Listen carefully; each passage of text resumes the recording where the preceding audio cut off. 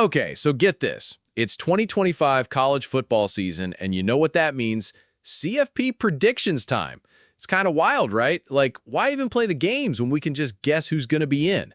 Anyway, last year was a huge deal for the playoff field, the biggest ever since it started in 2014. And get this, every single time they've changed the playoff format, Ohio State has won the whole dang thing. So the big question is, can the Buckeyes, the defending champs, do it again? It's going to be tough for sure, but they've got this dude, Jeremiah Smith, who's like the most explosive player in college football. Huge advantage there. The SEC, man, they've been kind of quiet in the CFP the last few years, and get this, the Big Ten has won the last 2 championships. Seriously, the SEC didn't even have a team in the title game for the second year in a row. You'd think they'd be hungry to get back to the top, right? But will it be one of those big-name SEC teams? Now, everyone's buzzing about Lenoris Sellers and the South Carolina Gamecocks.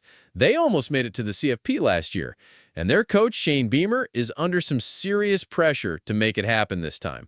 But will they pull it off? I've got my picks for who's going to make it, who's going to play in the championship, and who's going to win it all. This year, it's cool because you don't have to be a conference champ to get in the top 4. So the actual best 4 teams get a bye, which is awesome. My top 4? Ohio State and Penn State for sure, and then Clemson and Notre Dame are going to round it out. Clemson and Notre Dame, their schedules are so easy, probably the easiest out of anyone in the top 10. I'd be totally shocked if they weren't in the top 4. And Ohio State, well, it always comes down to that Michigan game, and then bam, Big Ten championship game. Penn State's probably going to be there too, but even if they lose, they might still get that first-round bye, you know? Benefit of the doubt. But my dark horse pick to crash the CFP this year? South Carolina. Sellers is going to have a phenomenal season. I'm calling it. Yeah, the Gamecocks have choked before, but this year feels different. They've got all these expectations, and they're going to live up to them. Mark my words. As for other SEC teams getting in, it could get crowded, for real. And you want to know who's going to be the group of 5 team crashing the party? Memphis.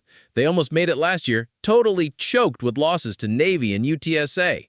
They finished ranked in the top 25, though, so if they start strong in 2025, they should totally get a bid.